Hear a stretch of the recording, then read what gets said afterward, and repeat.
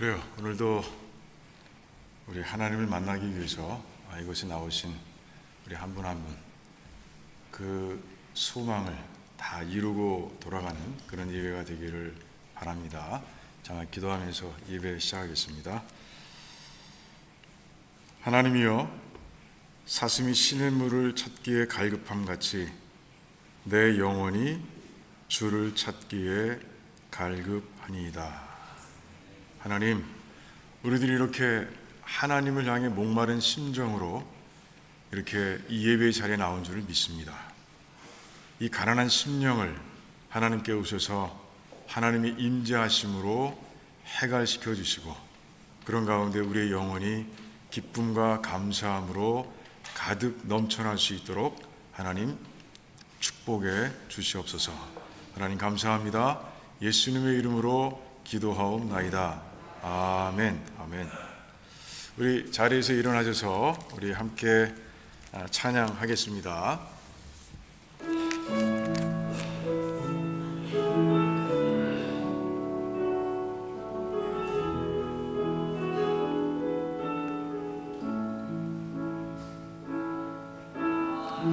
하나님 한 번도 나를 실망시킨 적 없으시고 언제나 공평과 은혜로 나를 지키셨네. 오신실하신 주, 오신실하신 주, 내 너를 떠나지도 않으리라. 내 너를 버리지도 않으리라. 약속하셨던 주님, 그 약속을 지키사 이후로도 영원토록 나를 지키시리라 확신하네. 지나온 모든 세월들 돌아보아도 그 어느 것 하나 주의 손길 안 미친 것 전혀 없네. 아멘. 오신실하신 주, 오신실하신 주,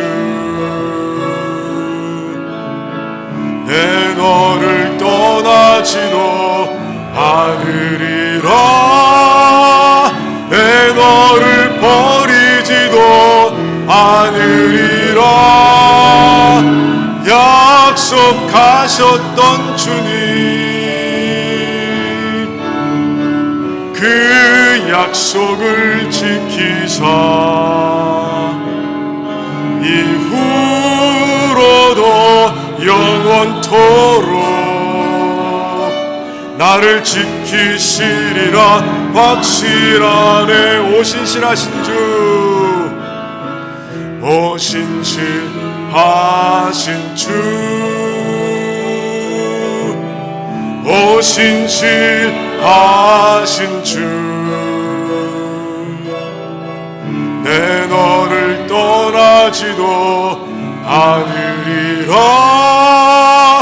내 너를 버리지도 않으리라. 약속하셨던 주님, 그 약속을 지키사 이후로도 영원토록 나를 지키시리라 확신하네. 주님이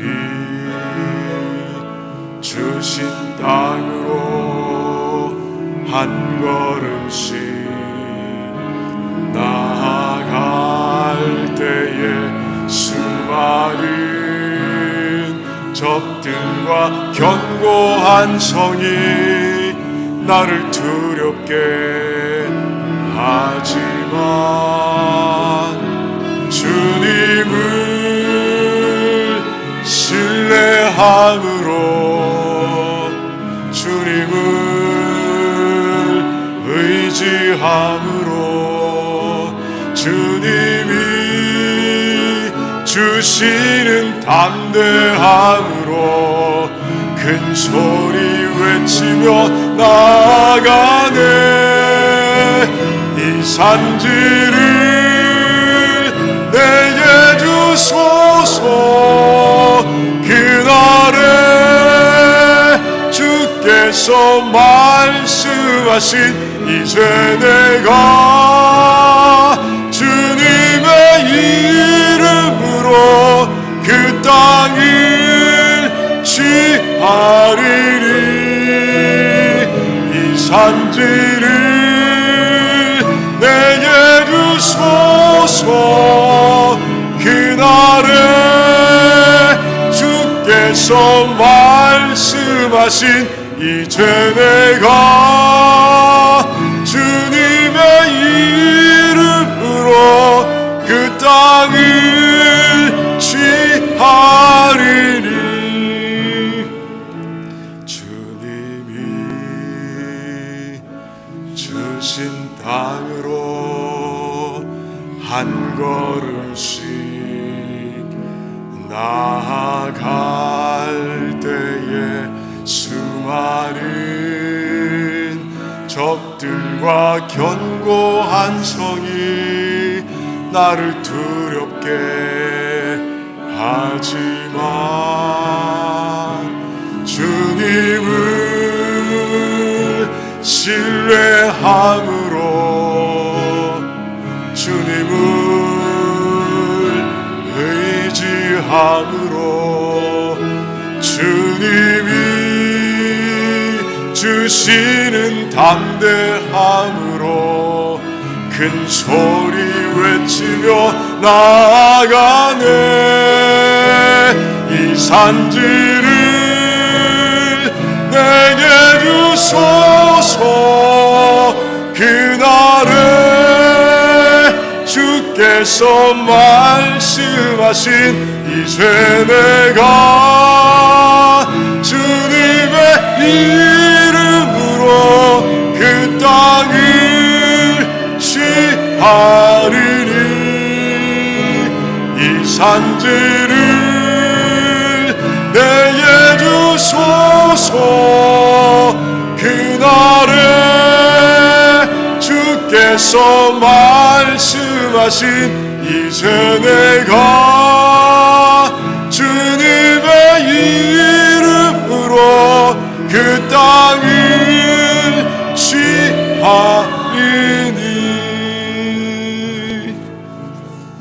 아멘. 아멘.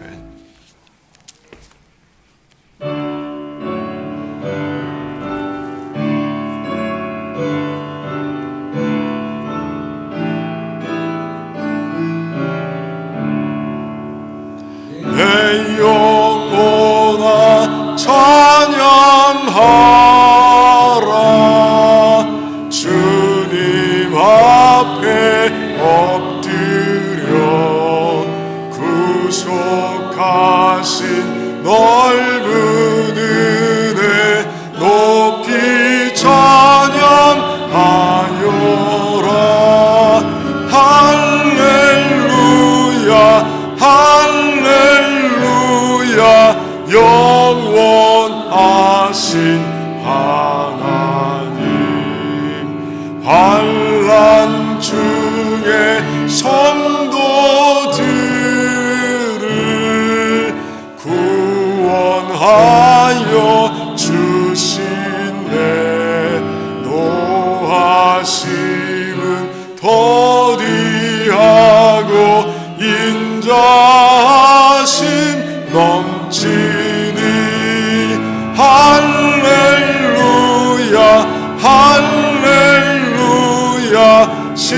신실하신 하나님, 우리 약함 아시는 주, 항상 지켜주시고 인자하신 그 손으로 보호하여 주시니 할렐루야 할렐루야. 자비하신 하나님, 천사들아 우리 함께 주께 찬양 드리세. 성도들아 모두 모여 주께 경배하여라. 할렐루야 할렐루야. 은혜로신 하나님,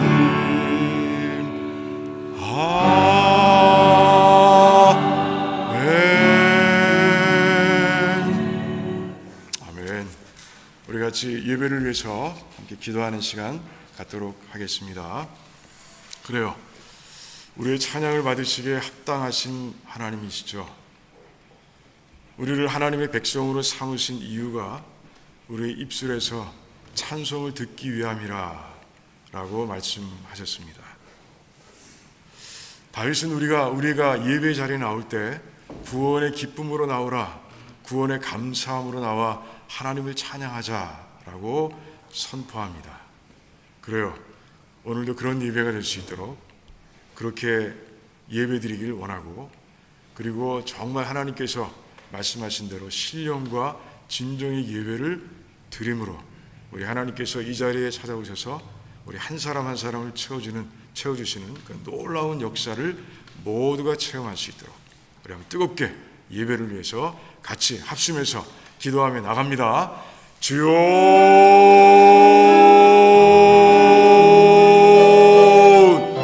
할렐루야. 하나님 감사합니다.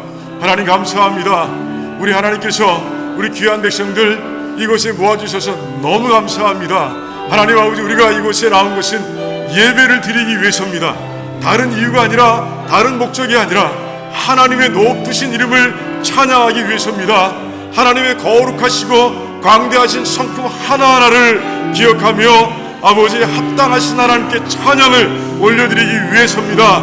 하나님 아버지, 우리가 그렇게 찬양의 예배를, 감사의 예배를 드릴 수 있도록 하나님 역사해 주시기를 간절히 원합니다. 또 아버지 하나님께서 역사하셔서 우리 귀한 백성들 신령과 진정으로 예배드리며 나아갈 수 있도록 하나님 역사해 주시기를 간절히 원합니다. 자신의 몸을 하나님께서 기뻐하시는 거룩한 산제물로 드릴 수 있도록 하나님 역사해 주시옵시고, 이렇게 영적 예배를 드리는 가운데 하나님께서 임하신 하나님께서 부어주시는 놀라운 사랑과 은혜와 긍휼을 마음껏 누릴 수 있도록 하나님 역사해 주시기를 원합니다. 그래서 아버지, 다시 새롭게 시작되는 일주일을 살아갈 수 있는 힘과 지혜와 명철을 얻는 시간 될 수 있도록 하나님 역사해 주시기를 간절히 원합니다. 하나님 아버지, 입을 열어 찬송하기 원합니다. 구원의 하나님께 찬송과 영광을 올려드리기를 원합니다. 감사합니다. 주님 홀로 영광 받으시기를 간절히 원합니다. 예수님의 이름으로 기도하옵나이다. 아멘. 아멘. 우리 같이 신앙 고백하겠습니다. 주는 그리스도시요 살아계신 하나님의 아들이십니다. 아멘. 아멘. 우리 옆에 분들과 인사 나누실 때요, 하나님의 은혜를 충만하게 누리세요 이렇게 나누겠습니다. 하나님의 은혜를 충만하게 누리세요. 예, 할렐루야, 할렐루야. 예, 자리에 앉으시고요, 우리 허스특 집사님 나오셔서 대표기도 해주시겠습니다.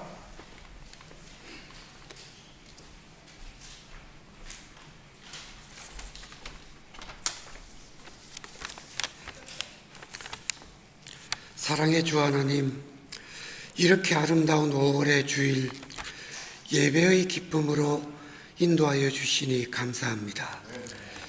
이 시간 저희들 무릎 꿇고 겸손되이 주님 전에 나와사오니 주님 완악한 저희들을 용서하여 주시고 세상간 저희들의 상처를 위로하여 주시어 이 시간만큼 기쁨으로 주님 뵐 수 있는 예배의 축복을 저희들의 주시옵소서. 주님, 사람이 무엇이간데 주께서 저희를 생각하시며 인자가 무엇이간데 주께서 저희를 권고하시나이까. 이 자리에 모인 저희들은 치열한 삶의 경쟁과 생활에 대한 매일의 염려, 걱정, 불안으로 허덕이며 힘들어하고 또 오늘은 무엇을 먹을까, 무엇을 입을까 걱정하며 예수를 모르는 사람들과 크게 다를 바 없이 살아가는 저희들입니다. 인간관계에서도 쉽게 상처받고 홀로 눈물 짓고 또 자주 생활고로 좌절하는 소심한 믿음의 생활인들입니다. 사도들의 담대한 행함을 꿈꾸면서도 보지 않고는 믿지 못하는 도마 같은 불신 많은 신앙인들입니다. 저희들의 나약함을 이 시간 모두 주님 전에 내려놓고 회개하오니 주님 저희들의 담대함을 주시옵고 저희 삶 속에 친히 살아계신 능력의 하나님을 온전히 경험하게 하여 주시옵소서. 저희 인생 여정에 주어지는 사소한 사건 하나하나에 일희일비하지 않게 하시며 기도와 말씀, 묵상의 생활을 통해 이미 주님께서 저희에게 주신 참 평강과 은혜 넘치는 구원받은 자로서 삶을 살아가도록 저희 힘 주시옵소서.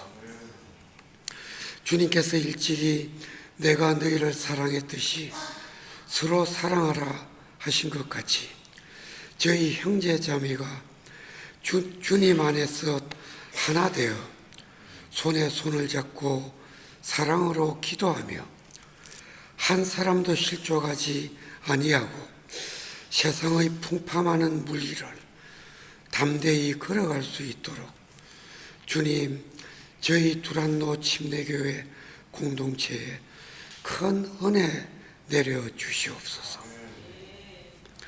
이 시간 생명의 말씀을 전하실 담임 목사님께 성령의 능력으로 덮어주시고 말씀을 듣는 저희들 모두가 큰 은혜 받고 새롭게 결단하는 축복의 시간이 되게 하여 주시옵소서.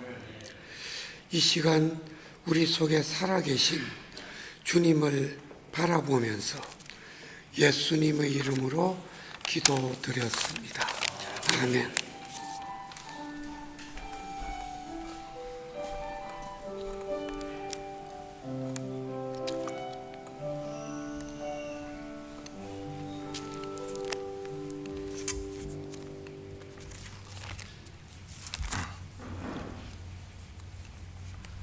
네, 오늘 말씀은요 데살로니가 전서에서 봅니다.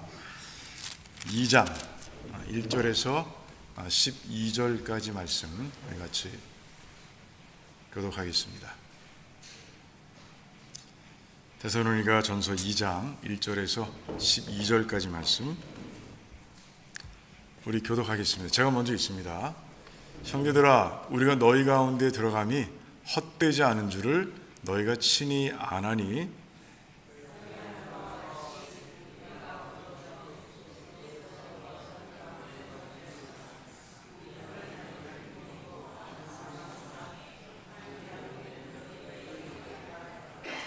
우리의 권면은 간사에서나 부정에서 난 것도 아니요 괴계에 있는 것도 아니라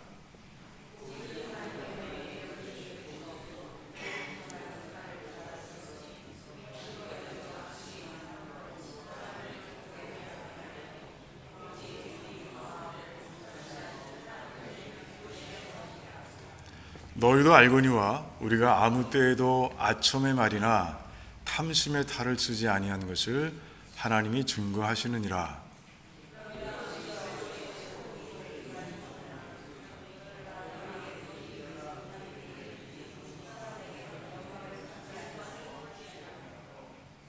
오직 우리가 너희 가운데서 유순한 자가 되어 유모가 자기 자녀를 기름과 같이 하였으니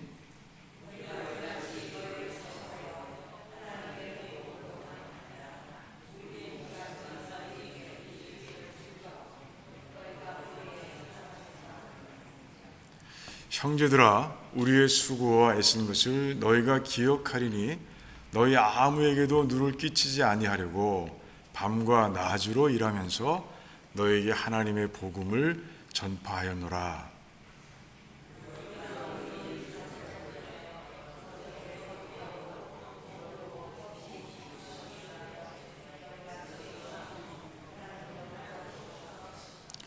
우리도 너희도 아는 바와 같이 우리가 너희 각 사람에게 아비가 자기 자녀에게 하듯 권면하고 위로하고 경계하노니 이는 너희를 부르사 자기 나라와 영광에 이르게 하시는 하나님께 합당히 행하게 하려 함이니라. 아멘. 자, 기도하겠습니다. 하나님 감사합니다. 오늘도 이 말씀을 통해서 주시는 하나님의 놀라우신 음성을 우리가 다 들을 수 있도록 축복해 주시기를 원합니다. 하나님 아버지, 우리 귀한 백성들의 영혼, 그 마음밭을 하나님께서 기경해 주시기를 원합니다. 성령 하나님께서 강하게 역사하시는 가운데 들리는 모든 말씀들이 심겨지고 자라나고 열매를 맺어 우리의 삶이 주님께서 원하시는 소금과 빛의 삶이 될 수 있도록 하나님 역사해 주시옵소서. 그래서 정말 이 땅에서 믿음의 사람을 보겠느냐 하신 하나님의 탄식 가운데서 우리 두란노의 식구 모두가 다 믿음의 사람으로 이 땅을 살아갈 수 있도록 하나님 축복해 주시기를 원합니다. 감사드리며 예수님의 이름으로 기도하옵나이다. 아멘. 아멘. 자, 오늘 이제 또 홀수달 다시 데살로니가 전서로 돌아왔습니다. 자, 오늘 2장 말씀을 읽었는데 2장 말씀을 읽으시는 가운데 어떤 생각이 드셨어요? 자, 이 내용이 뭐예요? 먼저 이 내용은 그래요. 데살로니가에서 바울이 어떻게 선교하고 어떻게 복음을 전했으며 어떻게 사역을 감당했는지를 간단하게 하지만 굉장히 깊게 설명하고 있는 그런 내용이라고 볼 수 있어요. 자, 바울이 어떻게 사역했는지를 다 읽었는데 그럼 어떻게 생각하세요? 점수를 준다면 100점 만점에 얼마나 주기를 원하세요? 저는 이 2장을 읽으면서 1절에서 12절까지 이 말씀을 읽는 가운데 당연히 100점이고요. 당연히 100점 줄 수밖에 없고요. 그리고 참 바울은 참 대단한 삶을 살았다라는 생각을 하게 됐어요. 그런 가운데 요즘 잘 쓰는 말이 생각이 났어요. 바울은 우리로 보면 넘사벽이다. 넘사벽. 넘사벽이 무슨 줄말인지 아시죠? 넘을 수 없는 4차원의 벽이라는 뜻이에요. 그러니까 아무리 들여다보고 아무리 정말 우리가 재봐도 이 바울처럼 산다는 거, 이 바울처럼 하나님의 소명을 감당한다는 거 정말 어렵구나 하는 생각을 하게 되는 거예요. 정말 아무리 노력해도 뛰어넘을 수 없는 그런 높은 벽, 그리고 차원이 다른 그런 벽이다라는 생각을 해보게 되는 거예요. 자, 그런데 그러고 있을 수만 없잖아요. 그래서 깊이 묵상하는 가운데 그런 생각이 들었어요. 바울이 그런 얘기 하잖아요. 고린도전서 11장 1절에서 내가 그리스도를 본받은 것처럼 너희도 나를 본받길 원한다. 이렇게 바울은 고백합니다. 그러니까 고린도 성도들이 자기를 본받길 원하는 거예요. 그러니까 자기만큼만 돼도 좋겠다라는 그런 마음을 가지고 있는 거죠. 그런 가운데 정말 본받아야 할 텐데 우리도 바울을 본받아야 할 텐데 그 말씀을 쓰게 하신 거는 정말 이 땅의 모든 백성들이, 하나님의 사역을 감당하는 백성들이 바울만큼만 돼도 좋겠다 하는 하나님의 마음을 담고 있는 그런 말씀이라는 생각이 드는데, 그래서 어떻게 하면 하나님을 닮을 수 있을까? 이 바울의 사역, 바울의 모습을 닮을 수 있을까 하는 생각을 하면서 이 말씀을 깊이 보게 됐어요. 무엇을 어떻게 닮아야 되는가? 이 1절부터 12절까지의 말씀을 관통하는 그 무언가 있지 않을까 하는 생각을 가지고 이제 묵상을 하게 된 거예요. 그런 가운데 굉장히 특별한 걸 보게 됐어요. 여러분, 이 오늘 본문 말씀 읽는 가운데 계속해서 자주 반복되는 단어가 나오는데 그게 뭔지 아세요? 발견하셨어요? 가만히 보면요, 하나님이라는 단어가 계속해서 등장합니다. 1장 전체에서도 인사말을 포함하고 있는 그런 1장에서도 한 7번이 등장하는데 오늘 말씀에서는요 무려 9번 등장합니다. 9번. 그러니까 굉장히 많이 등장하고 있는 거예요. 그러니까 12절 가운데서 9번 하나님이 등장하고 있는 거예요. 그런데 그 하나님이 등장하는 그 말씀들을 보니까 바울이 자신의 사역과 그 하나님과 계속 연결해 가고 있는 그런 모습을 보게 되는 거예요. 자, 2절과 8절과 9절 말씀을 보면 이제 뭐라고 되어 있느냐? 하나님의 복음이라고 이렇게 말씀하고 있어요. 그러니까 자기가 지금 전하고 있는 이 복음이라는 것이 인간이 만들어낸 것이 아니라 하나님께서 이루신 것이고, 그래서 하나님께서 나에게 주신 것이라고 아주 분명하게, 그리고 모든 사람들이 가져야 할 그런 복음이라는 것을 아주 분명하게 선포하고 있는 모습을 보게 되는 거예요. 또 2절 말씀을 또 보면은 자기가 이제 마게도냐의 첫 관문인 그 빌립보에 와서 사역을 하다가 고난과 능욕을 당했는데, 그런데 그 고난과 능력을 하나님의 도우심으로 극복해낼 수 있었다, 이길 수 있었다라고 그렇게 고백하고 있는 모습을 우리가 보게 되는 거예요. 또 4절에서는요 자기가 어떤 자인 것을 아주 분명하게 얘기합니다. 그러니까 자기가 복음을 전하는 복음의 전파자, 이 사명을 가지게 된 것은 내가 내 마음대로 가진 것이 아니라 하나님께서 나를 그렇게 세워주셨다는 거예요. 나를 인정하시고 그리고 나를 신뢰하시고, 그래서 하나님의 복음을 전할 수 있는 자로 하나님께서 세워주셨다라고 그렇게 말씀하고 있는 거예요. 그런 가운데 이제 내가 잘하고 있는지 하나님께서 나를 계속해서 살피신다라고 그렇게 말씀하고 있어요. 또 5절과 10절의 말씀을 가만히 보면요, 그래요, 하나님께서 내가 어떻게 사역했는지, 내가 얼마나 열심히 사역했는지를 하나님께서 증거해 주신다, 하나님이 증인이시다, 이렇게 말씀하고 있는 모습을 우리가 보게 됩니다. 그리고 마지막 12절을 보면 자기가 그렇게 데살로니가 성도를 향해서 사역한 이유가 하나 있는데 그 목적이 뭐냐? 그것은 바로 그들이 하나님께 합당한 삶을 살도록 그들을 세우기 위해서 그렇게 했다라고 그렇게 고백하고 있는 모습을 보게 되는 거예요. 자, 어때요? 자, 말씀을 종합해 보니까 바울은 무슨 얘기를 하고 있는 거예요? 그러니까 자신의 사역 중심에 누가 계시다고요? 하나님이 계시다라고 그렇게 고백하고 있는 거예요. 그러니까 자신은 하나님의 사역을 감당하는 데 있어서 오직 하나님을 믿고 사역을 했고, 그리고 내가 사역하는 가운데 항상 하나님께서 와 계심을 믿었고, 그리고 아예 하나님을 내가 모시고 사역했다라는 것을 아주 분명하게 선포하고 있는 모습을 보게 되는 거예요. 자, 이 말씀 가운데서 이 하나님과 연결되어 자신의 사역을 설명하고 있는 그 바울의 이 고백 속에서 우리는 우리가 배워야 할 것을 아주 분명하게 발견하게 되는 것이에요. 뭐예요? 하나님의 임재하심 가운데서 살아야 된다라는 것이에요. 바울은 늘 그랬어요. 오직 하나님께서 나와 함께하고 계셔. 나는 그것을 믿어. 그리고 그래서 나는 지금 하나님 앞에서 일하고 있는 것처럼 일하고 행동하고 있는 것처럼 행동하고 말하고 있는 것처럼 말하고 있어라고 바울은 고백하고 있는 거예요. 그것을 라틴어로 뭐라고 얘기하느냐? 그걸 바로 코람 데오라고 얘기합니다. 코람이라는 것은 in the presence of라는 뜻이에요.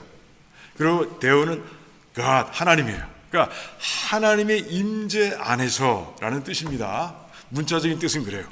그런데 그것을 종합해서 이제 하나님 앞에서 하나님의 임재하심 가운데서 살아가는 삶의 영성을 바로 코람 데오라고 얘기하고 있는 것이에요. 바로 그 코람 데오의 영성 때문에 바울은요 넘사벽의 사역을 행하고 이루어갈 수 있었던 거죠. 우리도 코람 데오의 영성만 가진다면 바울처럼 살아갈 수 있는 거예요. 바울처럼 정말 놀라운 일을 감당하고 놀라운 일을 행할 수 있는 거예요. 우리가 그러지 못하기 때문에 문제인 거예요. 우리 두란노 식구들은요 이제 코람 데오, 내가 하나님 앞에 서 있다, 내가 하나님 앞 임재 가운데 살아간다라는 그런 영성을 가지고 이 땅을 살아가게 되시기를 주님의 이름으로 축원합니다. 그런데 더 중요한 건 뭐냐? 중요한 것은 그 코람 데오의 영성이 어떤 영적 유익을 낳느냐라는 것이에요. 바울은 그 자신의 사역을 설명하는 가운데 그 코람 데오의 영성을 분명하게 보여주고요. 그리고 그 영성이 나를 이렇게 만들었다, 나의 사역을 이렇게 이끌어 가셨다라고 아주 분명하게 선포하고 있는 거예요. 그걸 두 가지로 정리할 수 있습니다. 두 가지로 정리할 수 있어요. 첫 번째, 앞부분을 가만히 읽어보면 이제 첫 번째 유익이 등장하는데, 나타나는데 그것은 바로 이제 하나님을 믿고 의지하는 삶이 된다는 것이에요. 코람 데오의 영성을 가진 사람들은 너무 지극히 당연하게 하나님을 믿고 의지하며 이 땅을 살아가게 되는 거예요. 그런 가운데 어떤 고난과 오늘 말씀처럼 어떤 능력이 온다 할지라도 다 이겨낼 수 있는 그런 용기를 가지게 되는 거예요. 그리고 다 이겨내는 거예요, 실제로.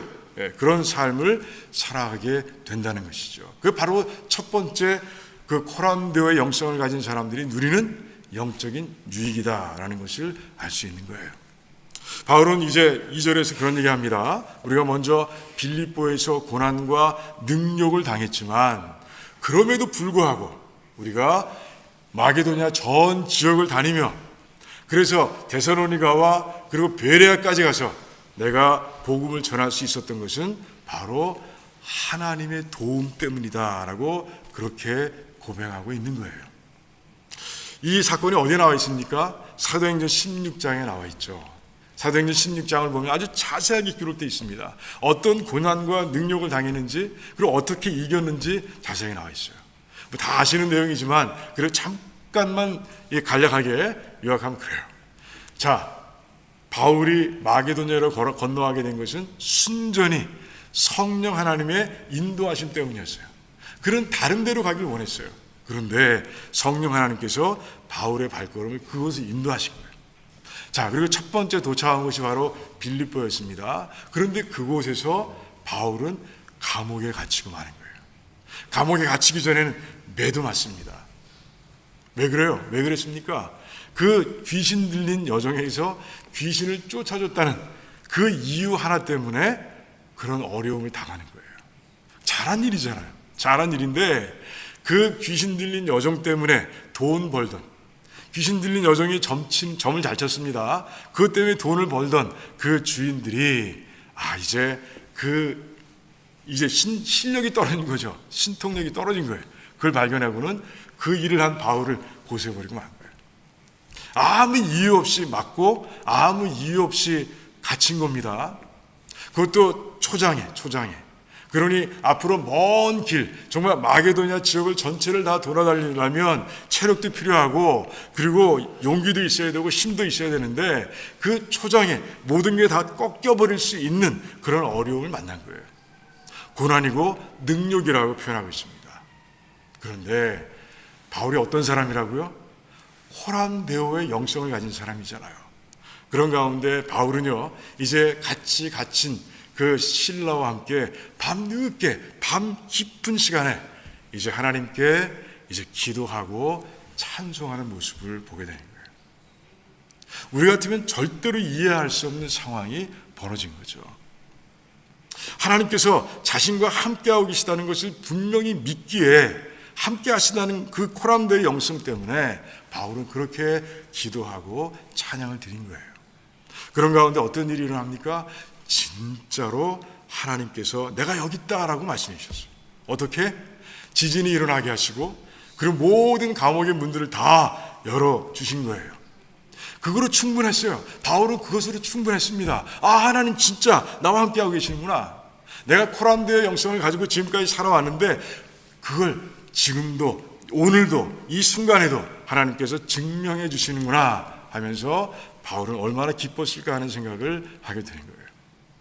그런 가운데 감옥에 풀려난 바울은요, 이제 더 깊어진, 더 강해진 코람데오의 영성을 가지고 이제 마게도냐 다른 지역으로 출발한 거예요.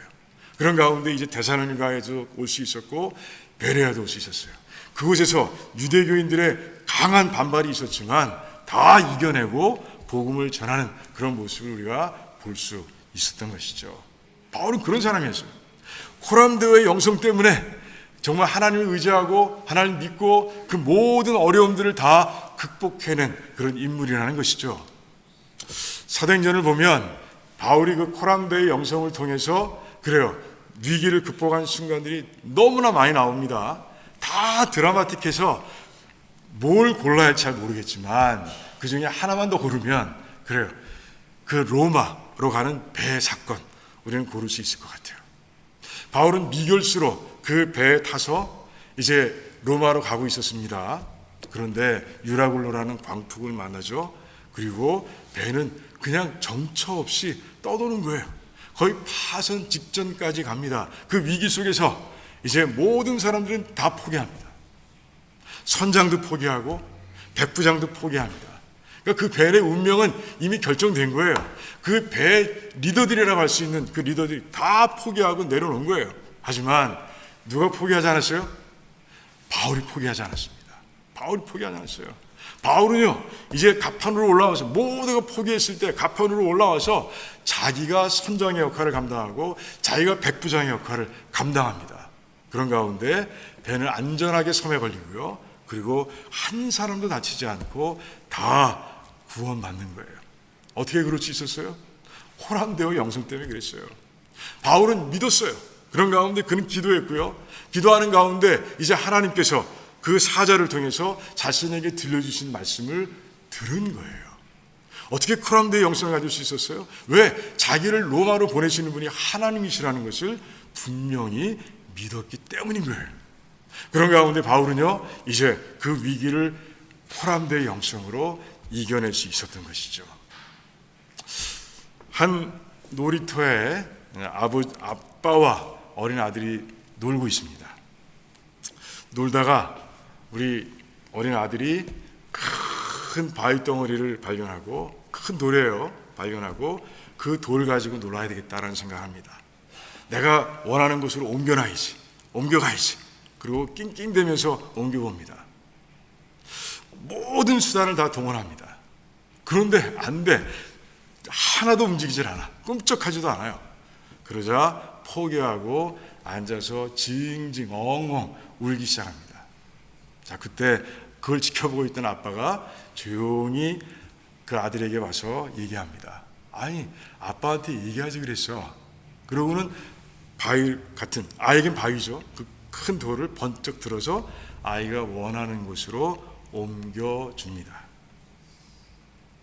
이 코람데오는 다시 말씀드리면 하나님을 잊지 않는 거예요. 어떤 상황 속에서도 하나님께서 나와 함께 하시다는 이 사실을 잊지 않는 거예요. 그러면 우리는 그 돌을 번쩍 들어서 옮겨주시는 그 아버지와 같은, 아빠와 같은 하나님의 놀라우신 역사하심을 체험할 수 있게 되는 거예요. 계심을 믿으면요, 어떤 문제가 생기면 우리는 반드시 하나님께 기도할 수 있어요. 잊어버리기 때문에 문제인 거예요. 잊어버리기 때문에. 우리 도라노의 식구들은 그 하나님께서 나와 항상 함께 하신다는 거, 한순간도 놓치지 않고 함께 하신다는 이 놀라운 사실을 잊지 않는 이 코람데로의 영성을 가지고 그리고 살아가면서 하나님의 능력을, 그 하나님의 전지하심을, 하나님의 신실하심을, 하나님의 사랑을 마음껏 체험하는 그런 한 분 한 분 되시기를 주님의 이름으로 축원합니다. 자, 코람데오가 주는 두 번째 영적인 유익이 뭐냐? 그건 이제 후반부를 보면 알 수 있습니다. 두 번째 영적인 유익은요, 올바른 목표를 세우고 살아가는 삶이 된다는 거예요. 우리 신앙이들은 다 똑같은 목표를 가지고 있습니다. 그 목표가 뭔지 아세요? 그 목표를 우리는 이 코람데오의 영성 가운데서 찾게 되는 거예요. 그것은 바로 하나님께 영광이에요. 하나님께 영광. 하나님께 영광. 이게 바로 모든 성도들의 공통된 목표인 거예요. 바울은 그 목표를 가지고 달려갔습니다. 그런 가운데 정말 하나님 앞에서 정말 수고했고요. 하지만 그 수고를 수고로 여기지 않고요, 즐거움으로 여기고 있는 그런 바울의 모습을 우리가 볼 수 있는 거예요. 여러분, 이 2장 후반부에 보면요, 바울이 엄청난 고백을 합니다. 데살로니가 성도들을 바로 세우기 위해서 내가 이렇게 했습니다라고 아주 엄청난 고백을 하는 거예요. 뭐라고 고백합니까? 내가 그들의 엄마가 됐다고 얘기하는 거예요. 유모라는 건 엄마라는 뜻입니다. 엄마가 됐다는 것이에요. 내가 그들의 아버지가 됐다는 것이에요. 이게 엄청난 것인지 부모가 되신 분들은 잘 알 거예요. 자, 어머니가 정말 자녀를 사랑하는 마음은 어떻습니까?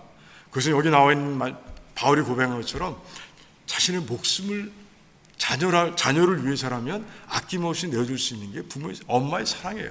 엄마의 사랑. 그런데 바울이 그 사랑으로 데살로니가 성도들을 사랑하고 있다라고 고백하고 있는 거예요. 이게 엄청난 고백이죠. 이거보다 큰 고백이 어디 있을까요? 정말 타인을 사랑함에 있어서 어머니의 사랑으로 사랑할 수 있는 사람이 얼마나 되겠어요. 그런데 바울은 자기가 그런 삶을 살고 있다고 고백하는 거예요. 그럼 아버지처럼 살아가는 건 쉽습니까? 아버지, 지금 11절과 12절을 보면 내가 그들의 아비처럼 살아가고 있다라고 사역을 하고 있다고 그렇게 얘기하고 있습니다. 얘기하고 있는 거예요. 어떤 사역입니까? 그는 뭐라고 얘기합니까? 그러기 위해서 내가 권면하고 위로하고 경계한다라고 그렇게 고백하고 있는 거예요. 아버지가 자식이 잘되게 하기 위해서는요, 그래요, 사랑의 얘기도 하지만 마음이 아파도 때릴 때도 있는 거예요. 그 격려와 위로는 다독거려 주는 것이 이해할 수 있습니다. 경계라는 것은 이제 채찍질하는 것이라고 이해할 수 있는 거예요. 그가 잘못한 것을 분명하게 지적해 주고요, 그리고 바른 길을 갈 수 있도록 아주 강하게 얘기해 줄 수 있는 것, 바로 그 일이 바로 경계의 일이라는 것이죠. 아버지는 그럴 수 있어야 돼요. 그런데 그렇게 할 수 있어요? 교회 생활하면서 정말 그럴 수 있냐는 것이죠. 굉장히 어려운 일입니다. 많은 사람들은 격려와 위로는 잘해요. 그것까지는 잘합니다. 그런데 경계하는 모습을 잘 볼 수가 없는 거예요. 왜 그렇습니까? 특별히 시대가 그런지는 몰라도 그렇게 잘못 경계하다가는 마음이 상하기도 하고, 또 그리고 너나 잘하세요 라는 말만 들을 수도 있고 그럴 수 있는 거예요. 그래서 바울은 뭐라고 얘기합니까? 내가 아비 역할을 잘 하기 위해서 내가 흠없이 거룩하게 그렇게 하나님 보시기에 아름답게 내가 살았다라고 스스로 고백하고 있지만, 스스로 고백하는 것이 아니라 증인들이 있다. 그렇게 사는데 증인들이 있는데 그분이 바로 하나님이시다. 그 증인들이 너희들이고 하나님이시다라고 그렇게 얘기하고 있는 거예요. 그러니까 아버지 역할을 감당하기 위해서 바울은 아무것도 하지 않은 것이 아니라 자기가 먼저 하나님 말씀에 바로 서기 위해서 그렇게 열심히 노력을 한 거예요. 그러니 얼마나 수고롭습니까? 아비 역할을 한다는 게 얼마나 힘든 일입니까? 하지만 바울은요, 내가 그 일을 감당하고 있다라고 분명하게 설명하고 있는 거예요. 선포하고 있는 거예요. 이게 굉장한 일입니다. 내가 엄마로 그리고 아버지로서 내가 사역을 감당하고 있다. 이것처럼 큰 부담이 있는 고백이 없는 거예요. 말로는 그렇게 할 수 있어요. 하지만 실제 행동에 있어서는 그렇지 못한 리더들이 너무너무 많은 거예요. 그런데 바울은 하나님이 증인이다, 하나님이 증인이시다 라고 이렇게 고백하고 있는 모습을 보게 되는 거예요. 왜 그럴 수 있었어요? 코람데오의 영성 때문에 그런 거예요. 코람데오의 영성으로 인해서 그가 목표를 분명하게 세웠기 때문에 하나님께 영광, 그 하나님께 영광된 그런 삶이 되기 위해서는 그 자기에게 맡겨진 그 양들을 정말 하나님께서 원하시는 삶으로 바꿔놔야 되는 거예요. 그러기 위해서 바울이 최선을 다했다고 고백하고 있는 거예요.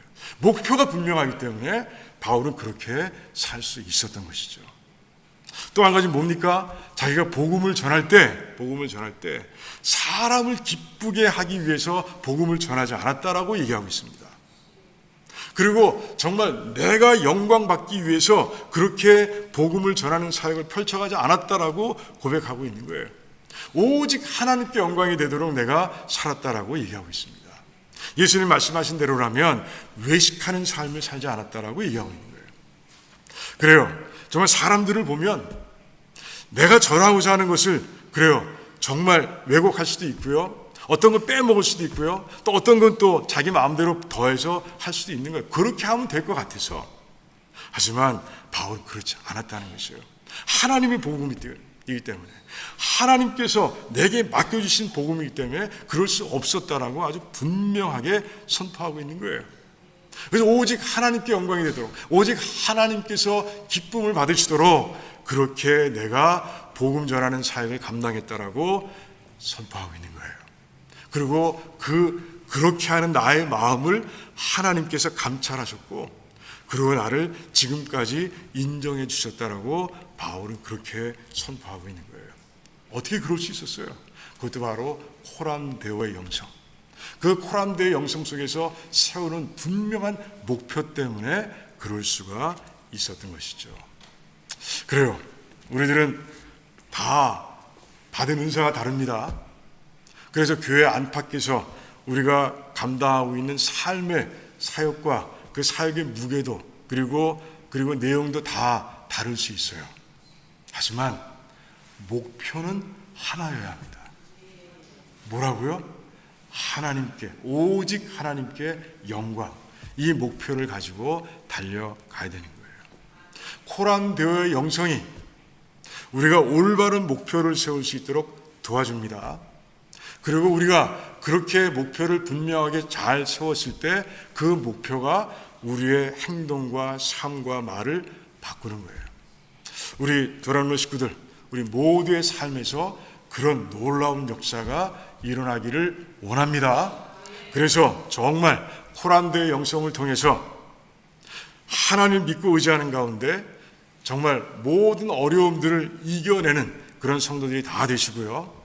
그리고 분명한 목표, 하나님께 영광이라는 그런 분명한 목표를 가지고 살아가는 가운데 그 목표를 이루기 위해서 정말 많은 수고를 하지만 그 수고마저도 기쁨으로 여기는 그런 모두가 되시기를 주님의 이름으로 축원합니다. 기도하겠습니다.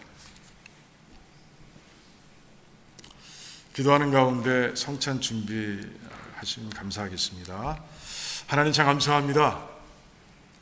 오늘은 바울의 넘사벽의 사역을 통해서 바울이 어떻게 그럴 수 있었는가를 살펴보았습니다. 그런 가운데 바울이 가지고 있던 코람데오의 영성을 발견했습니다. 하나님 발견한 데 그치지 않게 하시고 그 영성으로 이 땅을 살아갈 수 있도록 우리 모두를 축복해 주시옵소서. 오늘은 이제 성찬식이 있는 날입니다.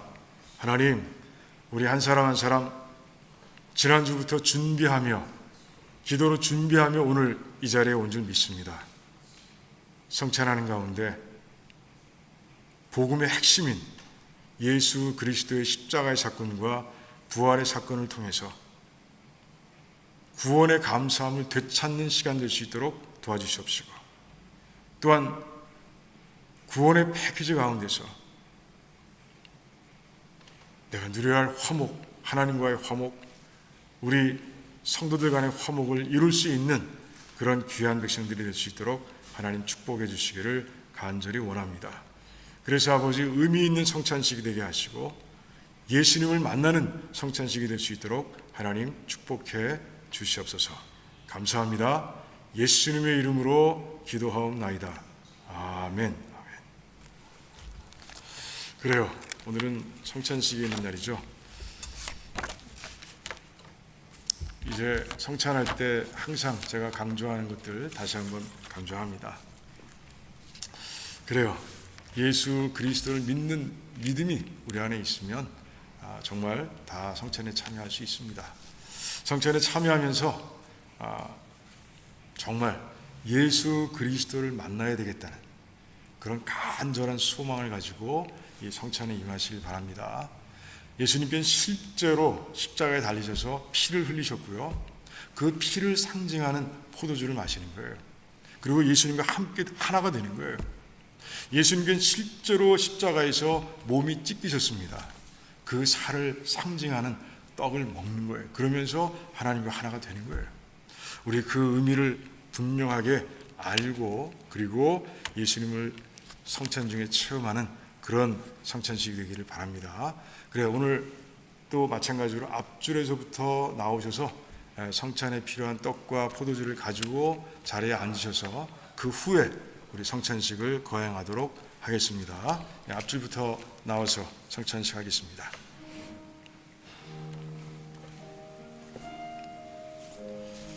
예수께서 이르시되 나는 생명의 떡이니 내게 오는 자는 결코 줄이지 아니할 터이요 나를 믿는 자는 영원히 목마르지 아니하리라. 그러나 내가 너희에게 이르기를 너희는 나를 보고도 믿지 아니하는도다 하였느니라. 아버지께서 내게 주시는 자는 다 내게로 올 것이요 내게 오는 자는 내가 결코 내쫓지 아니하리라. 내가 하늘에서 내려온 것은 내 뜻을 행하려 함이 아니요 나를 보내신 이의 뜻을 행하려 함이니라.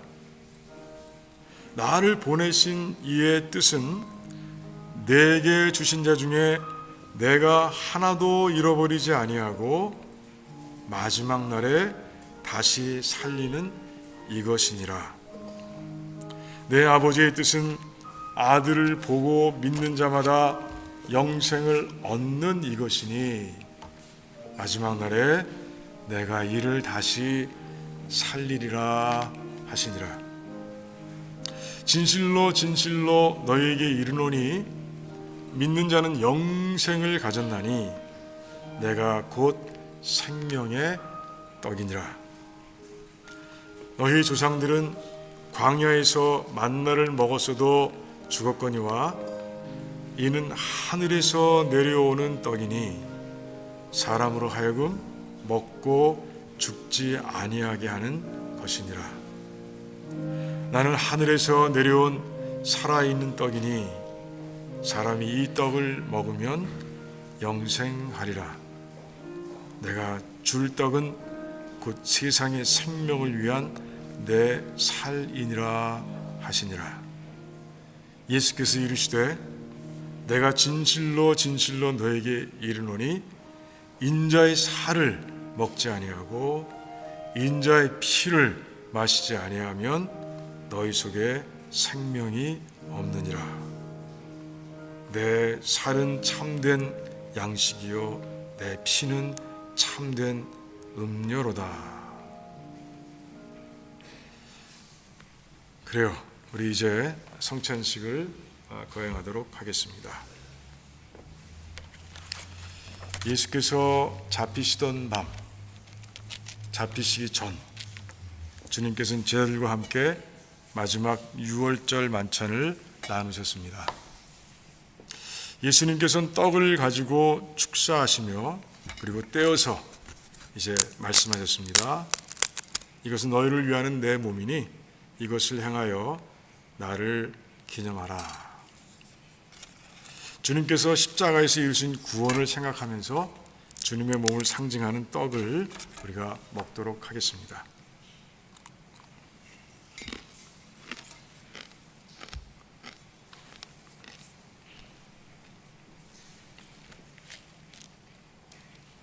주님께서는 식후에 잔을 가지시고 말씀하셨습니다.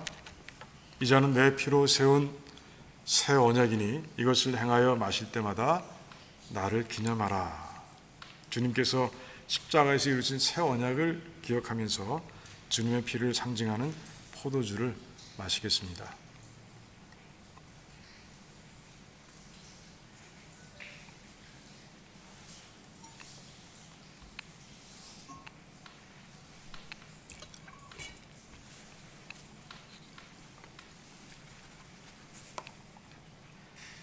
잠깐 기도하겠습니다. 하나님, 감사합니다. 다 해야 10분도 안 되는 성찬식이지만 얼마나 깊은 의미를 가지고 있는지를 모두가 깨닫게 하시고 이 성찬식을 통해서 우리 한 사람 한 사람이 다 예수 그리스도를 만나는 시간, 내게 주신 구원의 선물이 무엇인지를 깨닫는 시간, 그리고 그것을 누리겠다고 고백하며 전하겠다고 결단하는 그런 시간 될 수 있도록 하나님 역사해 주시옵소서. 감사드리오며 예수님의 이름으로 기도하옵나이다. 아멘. 우리 찬송가 하시겠습니다. 우리 찬송하시면서 준비하신 예물 우리 하나님께 드리겠습니다.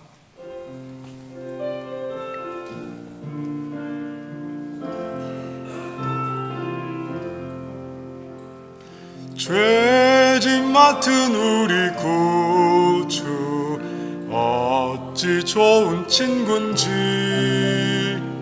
걱정 근심 무거운 짐 우리 주께 맡기세.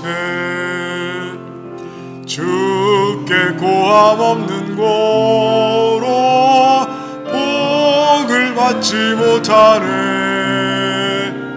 사람들이 어찌하여 아랠 줄을 모를까. 시험 걱정 모든 괴로움 없는 사람 누군가. 부질없이 낙심 말고 기도 드려 아뢰세.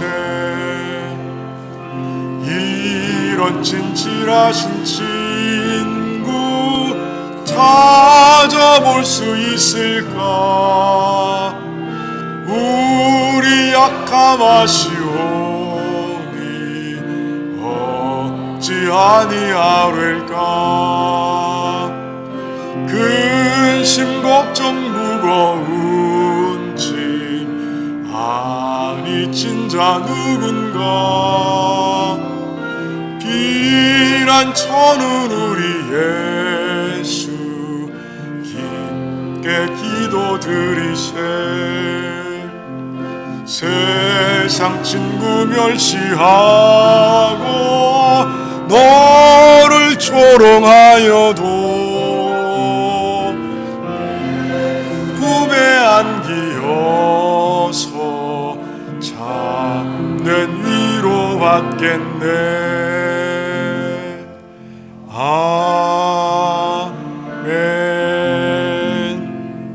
아멘.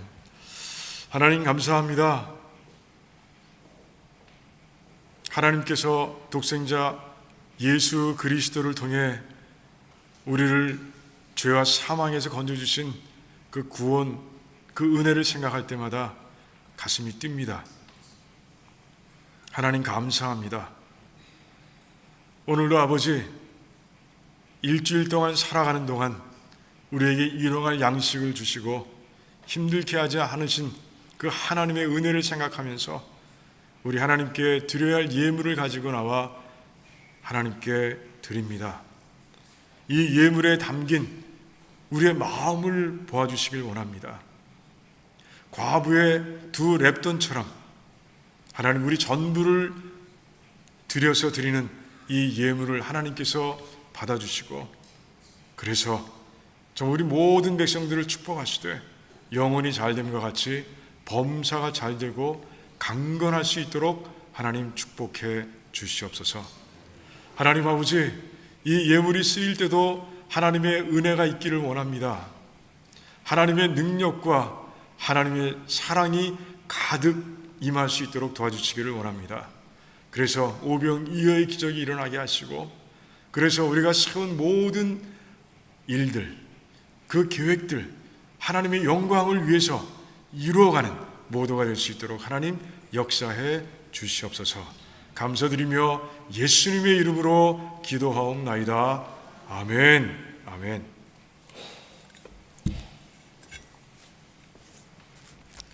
우리 교회 소식 몇 가지 나누도록 하겠습니다. 오늘도 예배에 참석하신 우리 도란노 식구들 한 분 한 분을 주님의 사랑으로 사랑하고 환영합니다. 그래요. 오늘 성찬식 잘 드렸고요. 여러분들 그 의미를 가지고 세상 가운데로 들어가실 줄 믿습니다. 교단 부흥회 여러분들 꼭 기억해 주시기 바랍니다. 6월 9일부터 11일까지 금토주일 우리 피영민 침례교 신학대학 총장을 모시고 이제 집회를 갖습니다. 장소는 샴버그 침례교에서 갖게 돼 있어요. 우리 이 예배가 정말, 이 집회가 은혜 가운데서 드려질 수 있도록 정말 우리 같이 끝까지 기도하길 원하고요. 준비가 되어 은혜 받습니다. 그래서 우리 기도하길 바라고요. 6월 10일 토요일 집회 후에는요, 우리 교회가 간식을 우리가 섬기기로 결정을 했고요. 그리고 6월 11일 주일은요, 우리 교회에 모시고 대예배 때 말씀을 듣기로 했습니다. 그리고 그 전에 점심 식사를 대접하기로 했어요.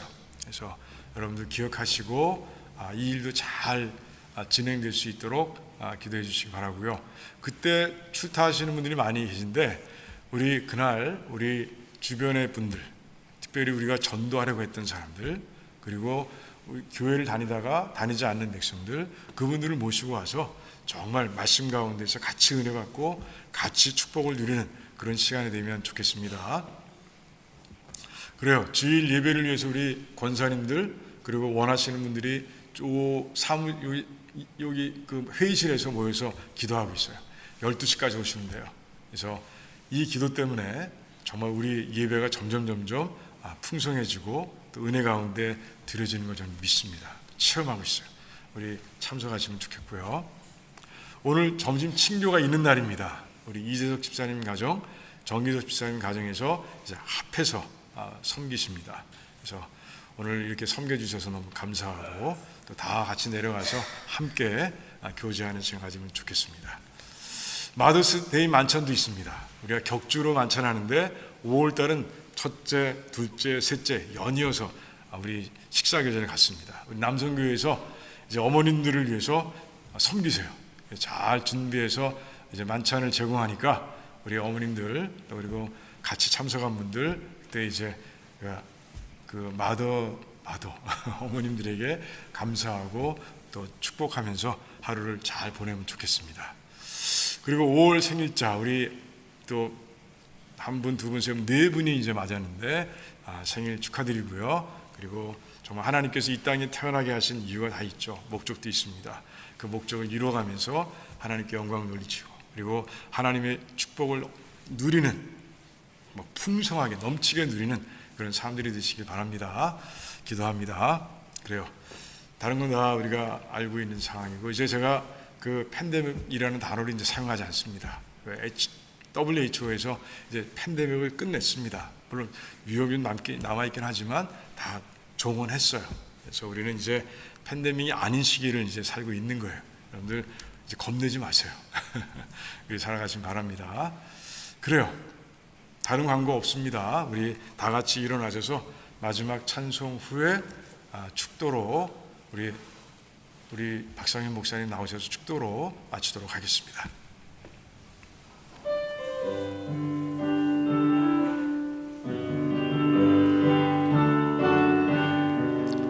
내 영혼의 햇빛 비치니 주 영광 찬란해. 이 세상 어떤 빛보다 이 빛 더 빛나네. 주의 영광 빛난 경체 내게 비춰 주시옵소서. 그 밝은 얼굴 배울 때 나의 영혼 기쁘다. 내 영혼에 노래 있으니 주 찬양합니다. 주 귀를 기울이시사 다 듣고 계시네. 아멘. 주의 영광 빛난 광채 내게 비춰 주시옵소서. 그 밝은 얼굴 배울 때 나의 영혼 기쁘다면. 내 영혼에 봄날 되어서 주 함께 하실 때 그 평화 내게 깃들고 주 은혜 꽃 피네. 주의 영광 빛난 광채 내게 비춰 주시옵소서. 아멘.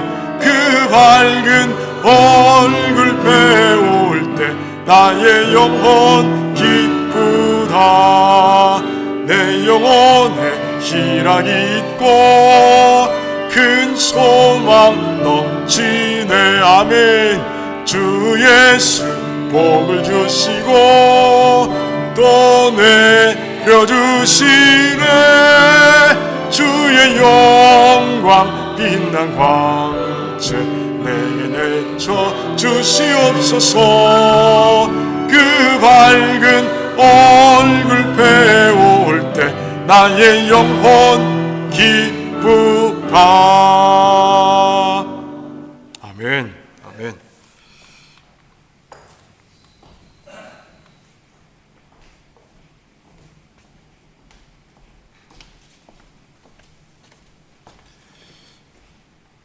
기도하겠습니다. 소망 중에 즐거워하며 환난 중에 참으며 기도에 힘쓰는 우리 자녀들 되기를 진심으로 바랍나이다. 지금은 우리 주 예수 그리스도의 무한하신 은혜와 아버지 하나님의 그 넓으신 십자가의 사랑과 성령님의 감화, 감동, 인도, 교통하심을 통해서 오늘 말씀을 마음속에들 다 간직하고 그 말씀을 따라서 이 땅에서 보람된 믿음의 삶들을 살아가도록 주님 도와주기를 간절히 바라고 원합니다. 오늘 참석하지 못한 교우들 어떤 곳에 있든지 함께해 주시고 다시 돌아올 때까지 주님께서 역사하시고 인도하여 주시옵소서. 우리 아버지 정말 EMA라든가 또는 할아버지의 어린 것들 주님 자라는 모든 과정에 주님께서 함께 하시고 우리 아버지는 정말 우리 두란 노침내기를 통해서 이 땅의 복음의 역사가 확실하게 이루어지는 놀라운 역사가 일어나게 도와주시옵소서. 병든 자들 깨끗게 하여 주시옵소서. 예수님의 이름으로 기도사옵나이다. 아멘.